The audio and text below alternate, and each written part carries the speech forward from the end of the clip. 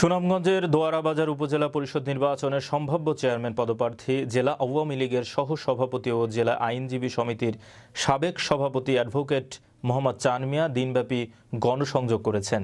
শুক্রবার বিকালে উপজেলা সদর ইউনিয়নের টেভলাই দলের গাঁও পয়েন্ট এবং বাংলাবাজার ইউনিয়নের বাংলাবাজার সহ বিভিন্ন এলাকায় গণসংযোগ করেন। গণসংযোগকালে তিনি বলেন, জনগণ তাকে নির্বাচিত করলে শিক্ষা, যোগাযোগ অবকাঠামোর উন্নয়ন সহ উপজেলার বাসতলা এবং পান্ডারখাল বাঁধকে আধুনিক পর্যটন এলাকায় রূপান্তরিত করবেন। তিনি আরও বলেন, একটি এলাকাকে কাঙ্ক্ষিত উন্নয়নে পৌঁছাতে হলে সমাজ থেকে অনিয়ম, দুর্নীতি রোধ করে নিরক্ষরতা দূরীকরণ এবং মানসিক বিকাশ ঘটাতে হবে। আগামী উপজেলা পরিষদের নির্বাচনে সকলের দোয়া, সমর্থন ও সহযোগিতা কামনা করেন তিনি। গণসংযোগকালে তার সমর্থক ও দলীয় নেতাকর্মীরা উপস্থিত ছিলেন। আমি দীর্ঘদিন যাবৎ আইন পেশায় জড়িত এবং আইনগত সেবা মানুষকে দিয়ে আসছি মানুষের সমস্যা সমাধানের জন্য।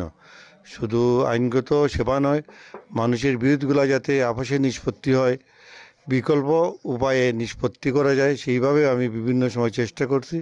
এখানে বিভিন্ন সময় সালিশ করেছি এই এলাকায় এসে, এবং এখনও এই এলাকার মানুষের ভাগ্য উন্নয়নের জন্য আমি কাজ করে যাচ্ছি।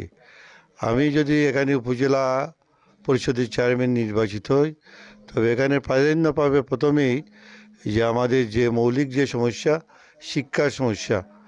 মানুষ আসলে এই আমাদের এলাকায় সবচেয়ে শিক্ষার হারটা কম।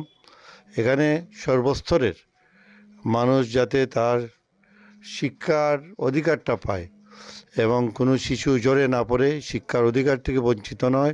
প্রতিটা গ্রামে গ্রামে যাতে প্রাথমিক বিদ্যালয় হয় এবং প্রতিটা মাধ্যমিক বিদ্যালয়ে যাতে পড়াশোনার মান উন্নয়ন হয়, আমি সেই জন্য কাজ করব।